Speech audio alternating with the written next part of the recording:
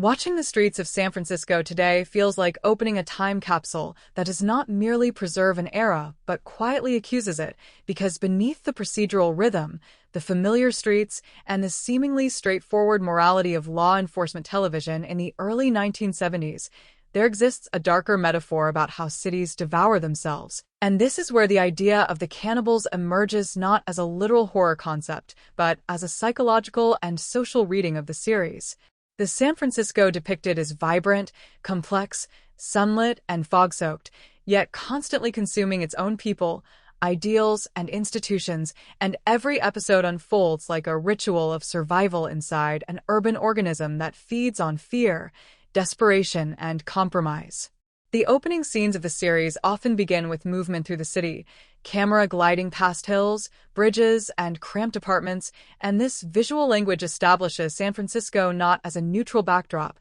but as an active participant in the narrative, a living body whose arteries are streets and whose appetite is endless. And when crimes occur, they feel less like disruptions and more like symptoms. Lieutenant Mike Stone, portrayed with quiet gravity, functions less as a hero and more as an immune response, constantly reacting rather than curing, while Inspector Steve Heller represents youth being introduced to a system that will inevitably reshape him, and this dynamic mirrors the cannibalistic cycle of the city itself, where experience feeds on innocence. One particularly striking pattern across episodes is how perpetrators are rarely portrayed as monsters in isolation, but as products of pressure, isolation, greed, or neglect, and this refusal to simplify evil reinforces the metaphor that the city consumes people long before they commit crimes, digesting their ambitions and moral clarity until what remains is something unrecognizable, yet tragically human.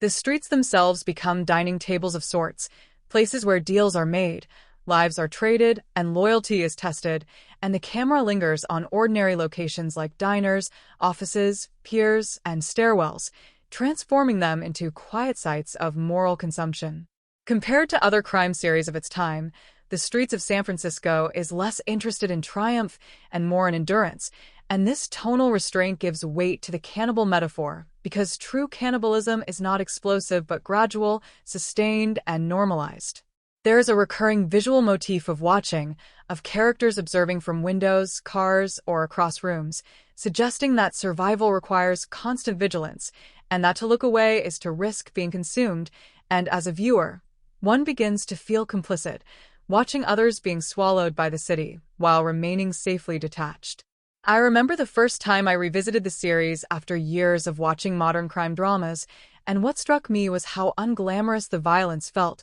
how every gunshot echoed with consequence rather than spectacle, and how this restraint made the cannibalism metaphor more unsettling, because it felt closer to real life, where harm is rarely cinematic but always cumulative. The show's pacing reinforces this idea, refusing rapid resolution, allowing tension to simmer, and making each investigation feel like a slow excavation rather than a chase, as if the detectives are digging through layers of the city's flesh to uncover something rotten beneath. In comparing the streets of San Francisco to later urban crime narratives, one can see how it laid the groundwork for stories that view cities as predatory ecosystems, yet it remains distinct in its empathy, never fully condemning the city even as it exposes its hunger, and this ambivalence is what makes the series endure. The Cannibals, as a reading, reframes the show not as a simple police procedural, but as a meditation on how modern life forces people to consume one another metaphorically through power,